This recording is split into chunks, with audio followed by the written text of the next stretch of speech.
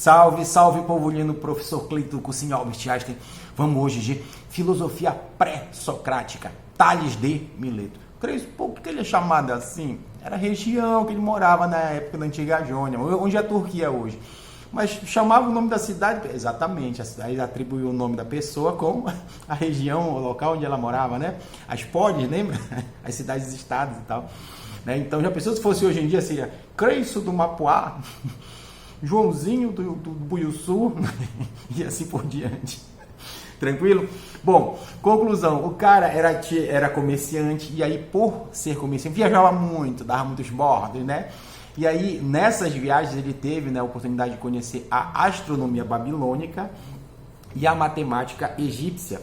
Essa matemática, inclusive, deu a ele a base para ele desenvolver o famoso Teorema de Tales, né? O famoso Teorema das semelhanças dos triângulos semelhantes. Lembra? Calcular lá a altura das pirâmides e assim por diante e tal, beleza? Creio-se, além disso, bom, além de matemático, filósofo, ele era meio que pai de santo também, né? Ele deu umas previdas num eclipse que ia acontecer lá em 585 a.C. ainda, né? Ele previu também, naquela época, uma farta colheita, vamos dizer assim, de azeitona na região dele, né? Um ano antes de acontecer, ou seja, tinha um negócio de um verequete com ele, né? Cristo, mas o que era arqué? Arqué, tu lembra, né? Era o princípio originário, né, para os filósofos, lembra, pré-socráticos, era o princípio originário de tudo, o princípio originário das coisas. O que era arqué pro Tales, Creiço? Era água, bicho, era água. Ele dizia assim, o cara nasce, né, ele já nasce se vazando na água, né, líquido amniótico, bolsa amniótica, né. Quando ele leva o caralho, vai para a castanheira, leva uma tessadada no bucho, leva o caralho, ele perde toda a, ou seja, ele resseca e assim por diante, né? Se tu cavar um pouquinho ali, um buraco no chão na terra, chega no poço, começa a aparecer água. Tu olha para cima, é chuva, é água. Aí quando ela aquece, ela volta para o estado gasoso de novo. Quando resfria, ela volta para o estado líquido e assim por diante. Estão entendendo? Conclusão, para ele, né, o princípio originário, a arqué dele era a água. Ele dizia o seguinte, todos os seres vivos, pega a planta, corta a bichinha, vive, morre, leva o caralho sem água, né?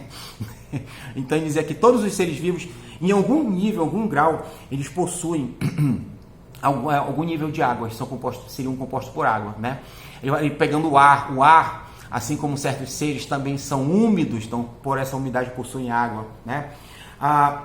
O germe, tu vai cagar, a merda tá coada. Se for uma caganeira.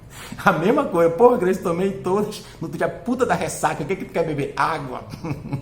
Aí, pai, aquela caganeira acompanhada, diarreia acompanhada, a cocô vem só água também, né? E ele tinha também algumas viagens, né? Porque assim, ele falava que a Terra, né, em si, né, a parte sólida do planeta, ela flutuava, né, sobre a água também. Inclusive, quando a Terra tremia, os terremotos que a gente chama, né, que a gente conhece hoje, ele dizia que era porque, né, por estar, né, ali submerso não, por estar ali flutuando na água, quando a água mexia, a Terra mexia junto também.